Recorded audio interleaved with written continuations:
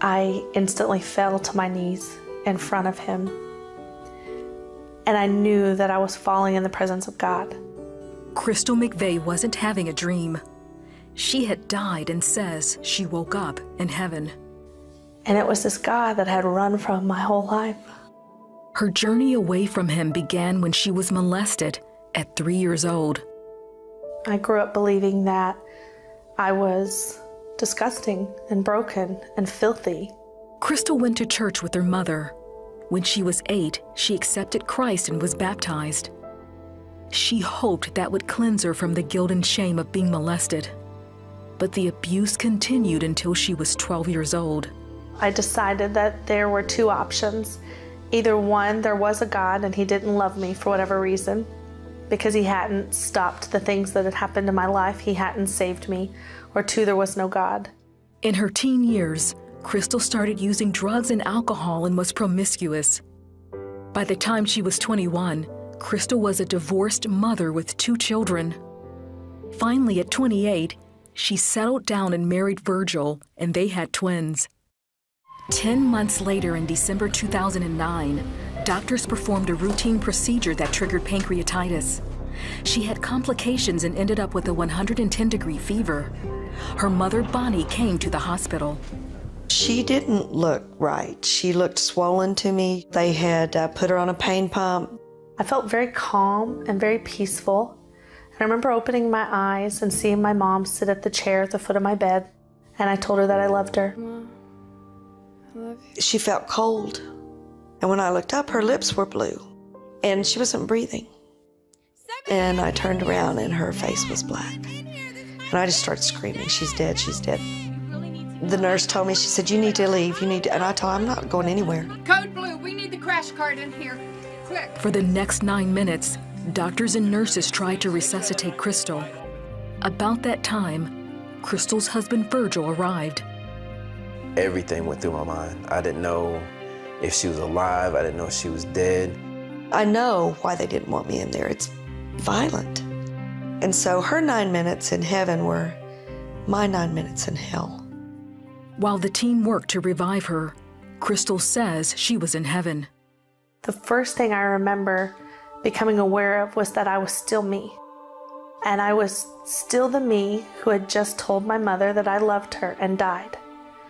And I was very aware of the fact that I had just died.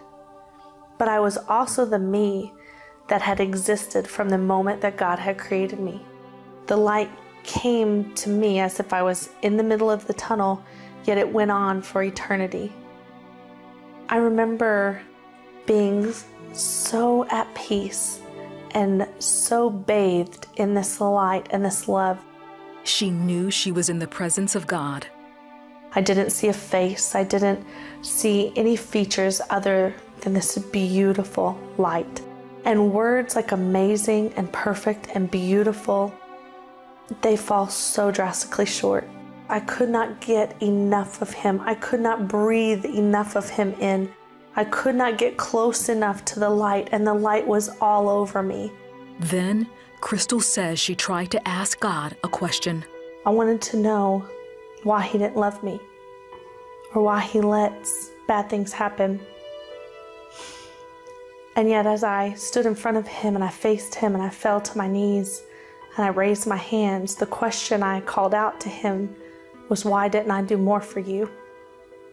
Because in an instant, he revealed his true self to me, which is love. I had never truly worshiped God ever in my entire life, but I fell in front of him and I worshiped him. And as I lay there in worship and awe of this Creator, I remember saying, I could worship you for eternity. Crystal traveled with God down a tunnel toward the gates of heaven. She noticed a small child ahead of her. She wore a bonnet on her head and she had a little white basket in her hand. I watched her pick her basket up and dip it in the light. She would scoop it and then she would dump the light out as if it was water. And the light would cascade out of her basket and she would throw her head back and she would laugh. And every time she laughed, every time she moved, my spirit began to swell as if it was a balloon with love. God revealed to Kристъл that she was seeing herself at 3 years old. She was me at the moment that the enemy stepped into my life and whispered that I was worthless, that I was broken, that I was disgusting, that I got everything I deserved. She was the 3-year-old that heard that God didn't love her, that he had abandoned her, that he had forsaken her, and that God didn't exist. And he allowed me to know that he had allowed me to look through his eyes and to see the truth. And the truth set me free. All of Kристъл's doubts about the existence of God and his love for her faded away. I remember what it felt like to be in chains. And I remember the moment that he took them from me. I was free, and he didn't just say, Kристъл, I love you. He allowed me to experience his love, and his love almost made me explode. Then Kристъл says she heard her mother calling her name. And I said, can I go tell her that I'm okay? And he said, the choice is up to you. And I turned away from this light to go and find where her voice was coming from. And when I turned, he said, tell them what you can remember. And I remember calling back, I'll remember everything, and I'll be right back. And I looked down through the floor of this tunnel of heaven, and it was as if I was looking at 1,000,000 shimmering diamonds. And the instant that I noticed those diamond-like substance, I was back in my body. Kристъл woke up in the hospital surrounded by the medical team. And I turned to my mom, who was crying, and I told her that I was in heaven, that I was with God, and that I was in the most beautiful light, and that I was okay. Kристъл left the hospital 8 days later. She'll tell you she left there a different person. My life has completely changed. The person that died in that hospital room was not the same person who came back in so many different ways. But the difference is that I know that there is a God who loves us. I know that there is a Father who really is listening to us, who really is holding us. Kристъл has written about her journey in her New York Times best-selling book called Waking Up in Heaven.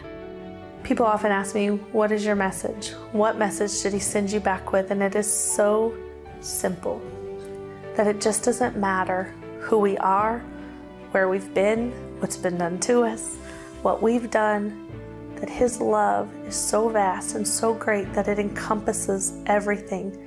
And that we have that love not for anything that we've done to deserve it, but because he finds us worthy and because he gives us the choice to choose him.